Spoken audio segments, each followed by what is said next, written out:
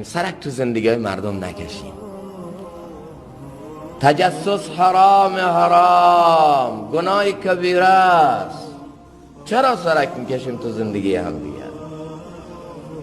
چرا تتبع عورات میکنیم و دنبال پیدا کردن گندگی ها تو مردمیم؟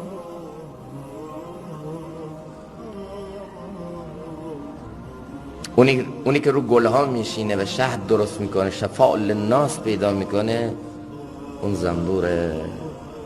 و اون کسی که اگه ولش کنی 100 تا گلم باشه میره رو پهنها و فضلها میشینه، یه گلستان با انواع گلهای مختلف، انواع زیبایی های قشنگ، اما اون سهمش از این همه گلستان چیه؟ بگی یه پهنی پیدا کنه، فضله حیوانی پیدا کنه، بره روش بشینه. مگسه، مگس.